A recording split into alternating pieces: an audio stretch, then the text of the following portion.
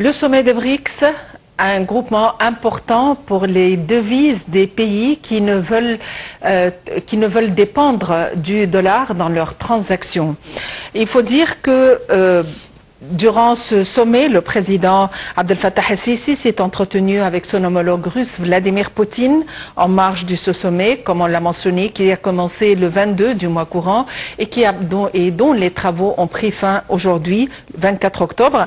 Et lors de la réunion, le chef de l'État a appelé à promouvoir les échanges commerciaux en monnaie nationale entre les pays du BRICS et à réformer le système financier international au profit du Caire, de Moscou et des pays en développement. Voyons les détails dans ce compte rendu.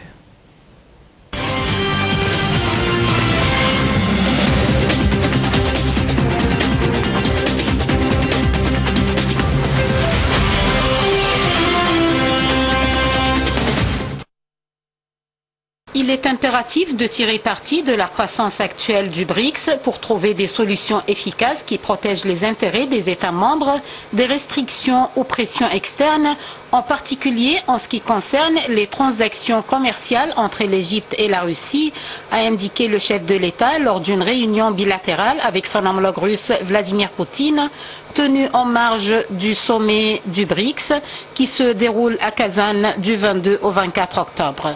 Il a aussi ajouté qu'il est impératif pour l'Égypte de renforcer sa coopération avec la Russie, tant au niveau multilatéral qu'au niveau bilatéral. Il a exprimé le soutien du Caire à tout effort visant à transformer le bloc en une plateforme capable de faire face efficacement aux impacts négatifs de la crise internationale. De plus, le chef de l'État a salué les progrès réalisés dans les relations égypto-russes depuis la signature de l'accord de partenariat global et de coopération stratégique égypto-russe en 2018. Il a souligné la précieuse contribution de Moscou à des projets nationaux clés en Égypte, notamment la centre nucléaire d'El-Daba et la zone industrielle russe dans la zone économique du canal de Suez. El-Sisi a également souligné que le Caire avait souligné sa volonté de promouvoir des relations de coopération bilatérale et multilatérale encore plus étroites avec la Russie, notamment dans le cadre du BRICS.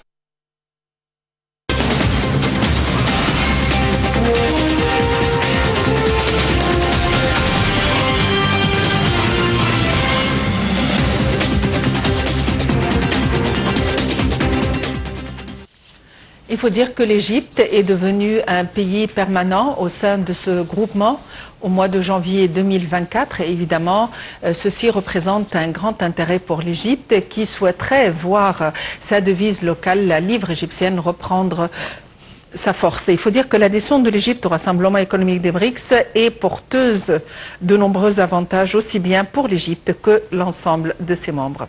Voyons les détails dans ce compte rendu.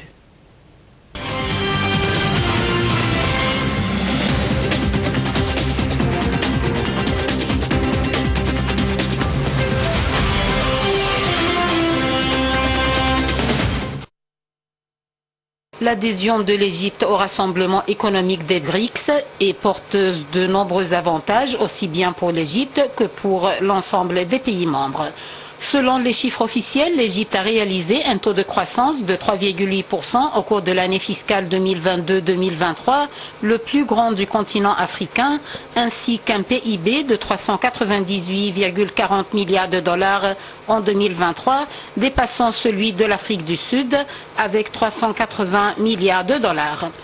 Par ailleurs, avec une population dépassant les 110 millions d'habitants, l'Égypte représente un énorme marché pour les marchandises des pays du bloc économique.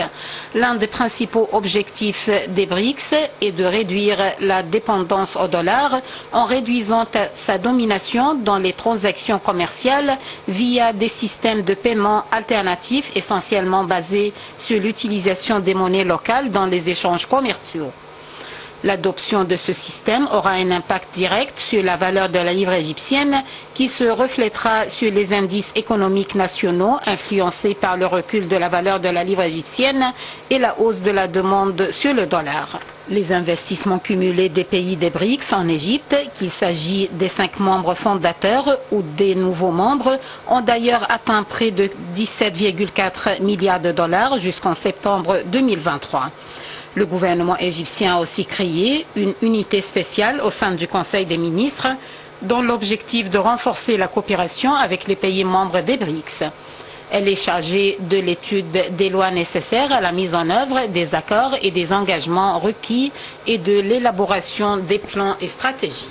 Par ailleurs, les investissements étrangers favoriseront le développement du secteur industriel égyptien grâce à l'échange des expertises et des compétences entre les pays membres, en particulier dans les domaines de l'industrie et de la technologie.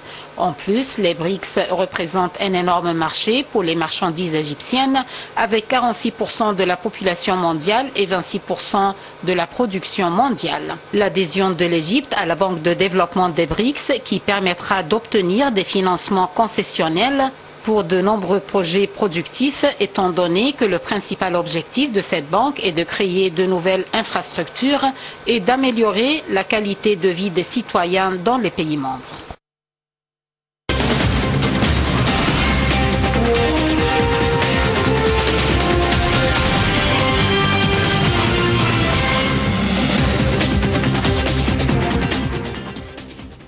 Et pour nous donner plus d'explications, nous avons le plaisir d'avoir en ligne Dr Amr Saleh, l'ex-conseiller de la Banque mondiale et expert en économie. Dr Amr Saleh, bonsoir et bienvenue avec nous. Bonsoir Maha, bonjour à tous les auditeurs, à tous qui nous écoutent et qui nous regardent. Bonjour à tous. Dr Amr Saleh, vous êtes un ex-conseiller de la Banque mondiale. Quel est l'intérêt de la présence d'institutions internationales comme partenaires au sein du groupe des BRICS? Oui, tout à fait. Je suis ex-conseiller de la Banque mondiale, mais je suis aussi actuellement, et depuis toujours, je suis professeur d'économie politique à l'université Ain Shams. J'ai eu la chance de travailler avec des institutions internationales, dont la Banque mondiale, donc je connais parfaitement l'importance et la nécessité des coalitions internationales, notamment en période de crise. Et depuis un certain temps, on parle de l'importance de la coalition des BRICS. Laissez-moi vous dire que nous savons tous que les BRICS représentent à peu près 40% de la population mondiale et à peu près 40% du PIB en général, du monde et du commerce extérieur mondial. Mais pour vous dire que le BRICS avait commencé en 2006, à mon avis, il me semble que ce sommet, avec la participation du président Abdel Fattah dans ce sommet, et le sommet le plus important est la coalition, et la réunion la plus importante dans l'histoire de la coalition. Pourquoi?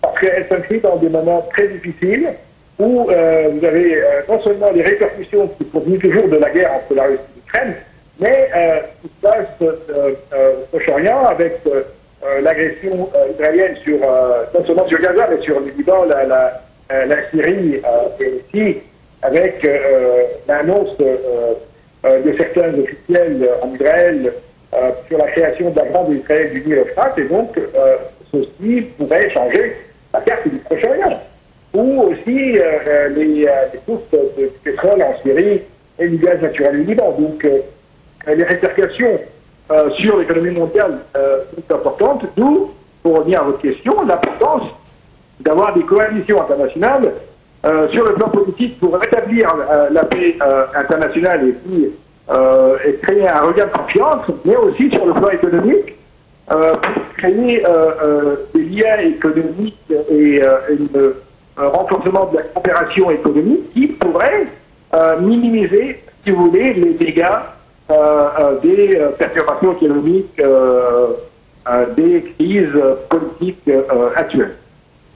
Oui, cette année, il s'agit des BRICS plus, et ils attachent ou ils focalisent aussi sur le lien entre les pays africains et les pays occidentaux et les répercussions que subissent les pays africains à cause de la déficience économique ou la déficience en matière de budget dans les pays occidentaux. À votre avis, dans quelle mesure les problèmes des pays occidentaux sont reflétés sur les pays du Sud?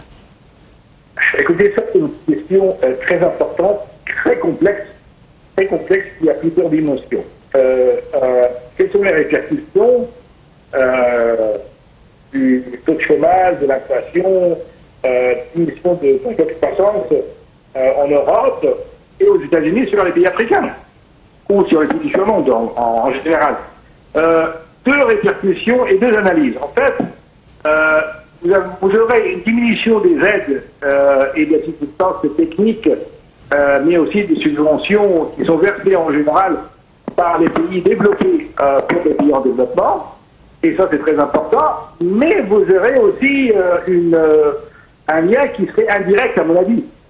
Un lien indirect qui vient du fait, et c'est peut-être une analyse qui est peut-être un peu noire ou qui n'est pas optimiste, mais vous savez, quand il y a des crises économiques, quand il y a des déficits économiques, certains pays cherchent à créer des troubles ou à s'ingérer dans les affaires étrangères, économiques et d'autres pays, notamment pour essayer de s'accaparer des biens économiques ou de ressources naturelles pour compenser le déficit qui est engendré dans ces pays.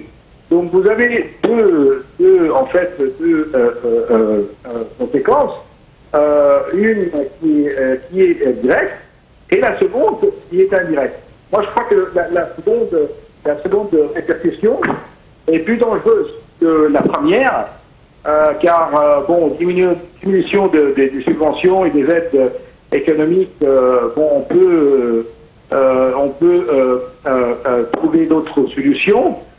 Mais aller jusqu'à créer des crises économiques et des guerres ou essayer de s'accaparer des biens et des ressources naturelles des pays en développement pour compenser